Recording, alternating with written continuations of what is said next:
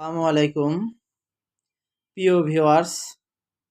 আজ আমি আপনাদের সামনে একটি শিশুদের অ্যান্টিবায়োটিক সিরাপ নিয়ে হাজির হলাম। আপনারা দেখতে পাচ্ছেন জি3 20 মিলি একটি সিরাপ। এই সিরাপটির কার্যকারিতা, ব্যবহার বিধি এবং তৈরির নিয়ম বিস্তারিত আপনাদের সামনে তুলে ধরব। ভিডিওটি না টেনে শেষ পর্যন্ত দেখার চেষ্টা করবেন, ইনশাল্লাহ আপনাদের উপকারে আসবে। আর ভিডিওটি ভালো লাগলে চ্যানেলটি সাবস্ক্রাইব করবেন। এই জি3 সিরাপ এর জেনেরিক নাম অ্যাজিথ্রোমাইসিন। এটি প্রতি চামচ অর্থাৎ 1 চামচ ঔষধে 200 মিলিগ্রাম অ্যাজিথ্রোমাইসিনের সমতুল্য পরিমাণ দেওয়া আছে। এই অ্যাজিথ্রোমাইসিন অর্থাৎ জি3 সিরাপটি কেন ব্যবহৃত হয়ে থাকে? এর মূলত কাজ শ্বাসনালী সংক্রমণ, অর্থাৎ অনেক সময় দেখবেন যে শ্বাসনালীর সংক্রমণ হয়ে নিঃশ্বাস নিতে কষ্ট হয়, তখন কিংবা কোনো ইনফেকশন হলে ডাক্তাররা এই জি3 সিরাপটি প্রেসক্রাইব করে থাকে। এছাড়া ব্রঙ্কাইটিস, সাইনোসাইটিস, টনসিলাইটিস, নিউমোনিয়া, ত্বক ও নরম টিস্যুর সংক্রমণে, এছাড়া ডায়রিয়া, কলেরার জন্য এটি ডাক্তাররা প্রেসক্রাইব করে থাকে। এছাড়া প্রস্রাবের ইনফেকশন, প্রস্রাবের জ্বালাপোড়া হলে ডাক্তাররা এই জি3 সিরাপটি দিয়ে থাকে। এছাড়া যৌন সংক্রান্ত যে কোনো রোগে ডাক্তাররা এই জি3 সাসপেনশনটি প্রয়োগ করে থাকে। এছাড়া গলায়, কানে ইনফেকশন হলে ডাক্তাররা এটি দিয়ে থাকে। জ্বর, সর্দি, কাশি, ঠান্ডা এবং টাইফয়েড জ্বরেও ডাক্তাররা এই জি3 সিরাপটা দিয়ে থাকে। এছাড়া এই বিভিন্ন ধরনের ইনফেকশনের জন্য এই ডাক্তাররা জি3 সিরাপ দিয়ে থাকে। এছাড়া এই সিরাপটি গ্রাম পজিটিভ, গ্রাম নেগেটিভ ব্যাকটেরিয়ার বিরুদ্ধে অত্যন্ত কার্যকরী। এটি খাওয়ানোর নিয়ম এবং প্রস্তুত প্রণালী আপনাদের জানিয়ে দেব। এটি খাওয়ানোর নিয়ম, বয়স্ক যারা আছে, প্রাপ্তবয়স্কদের জন্য এজিথ্রোমাইসিন 500 মিলিগ্রাম করে প্রতিদিন একবার সেবন করতে হবে। আর যারা শিশু রয়েছে অর্থাৎ 12 বছরের নিচে, তাদের জন্য প্রতি কেজি ওজনের জন্য 20 মিলিগ্রাম করে সিরাপ সেবন করতে হবে। অর্থাৎ 1 কেজি ওজন হলে 20 মিলিগ্রাম, যদি 2 কেজি ওজন হয় 40 মিলিগ্রাম, যদি 5 কেজি ওজন হয় তাহলে 100 মিলিগ্রাম, অর্থাৎ হাফ চামচ।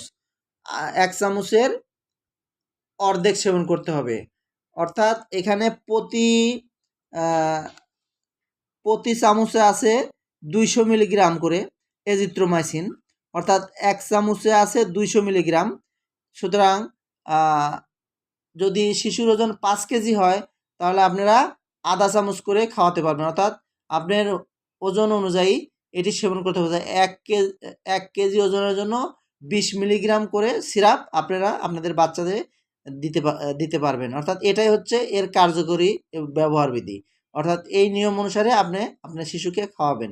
আর মনে রাখতে হবে 1 চামচ ওষুধের মধ্যে 200 মিলিগ্রাম, 1 চামচ অর্থাৎ 5 মিলি, 1 চামচ ওষুধের মধ্যে 200 মিলিগ্রাম এজিথ্রোমাইসিন দেওয়া আছে।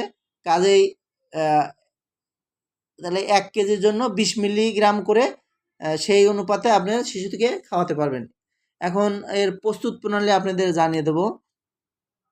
এটি একটি 20 মিলির একটি সাসপেনশন। এটি তৈরি করার জন্য 12.5 মিলি, 12.5 অর্থাৎ আড়াই চামচ পানি। আপনাদেরকে আমি দেখাচ্ছি, চামচটা দেওয়া আছে সাথে। এই যে 10 মিলি পর্যন্ত দেখেন, এখানে দেওয়া আছে 10 মিলি। এই যে 10 মিলি, 10 মিলি পর্যন্ত দেওয়ার পরে আরও এই 2.5 মিলি দেখেন নিচে দেওয়া আছে। এত দূরে একবার 2 চামচ একবার দেওয়ার পরে আবার 2.5 মিলি একবার আপনারা দিয়ে এটি প্রস্তুত করতে হবে। প্রস্তুত করার সময় এই ঔষধটি আপনি ঝাঁকিয়ে আলগা করে নিতে হবে এবং গরম পানি ফুটায়ে ঠান্ডা করে তারপরে এই সাসপেনশনের মধ্যে দিতে হবে। এই ছিল প্রস্তুত প্রণালী।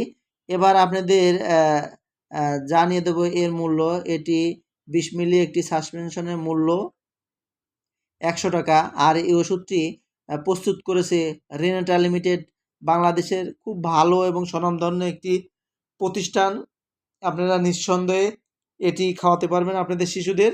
আর এটি ব্যানানা ফ্লেভার অর্থাৎ কলার স্বাদযুক্ত, এটি শিশুরা সেবন করতে পারবে। আর যে কোনো ওষুধ সেবনের পূর্বে অবশ্যই রেজিস্টার ডাক্তারের পরামর্শ অনুযায়ী সেবন করার চেষ্টা করবেন, কেননা একটু ভুল ইনফরমেশন বা ভুল ওষুধ সেবনের ক্ষেত্রে করালে অনেক সময় বড় কোনো ক্ষতি হওয়ার সম্ভাবনা থেকে থাকে। আপনাদের যে আমি সেবনের নিয়মটা জানিয়ে দিয়েছি, সেটা আপনারা মনে রাখবেন। প্রতি কেজি ওজনের জন্য 20 মিলিগ্রাম সিরাপ খাওয়াতে হবে। অর্থাৎ যদি শিশুর ওজন 5 কেজি হয়, তাহলে আধা চামচ এই সিরাপ খাওয়াতে পারবেন। 10 কেজি হলে 1 চামচ সিরাপ সেবন করাতে পারবেন। আপনারা এই নিয়মে সেবন করাবেন, ইনশাল্লাহ আপনাদের ভালো লাগবে। আর আমার এই ভিডিওটি যদি ভালো লাগে, চ্যানেলটি সাবস্ক্রাইব করবেন। কোনো জিজ্ঞাসা থাকলে আমাকে কমেন্টে জানাবেন, ইনশাল্লাহ আপনাদের উত্তর দেওয়ার চেষ্টা করব। তো প্রিয় ভিউয়ার্স, আজ এ পর্যন্তই। ভালো থাকবেন, সুস্থ থাকবেন। আসসালামু আলাইকুম।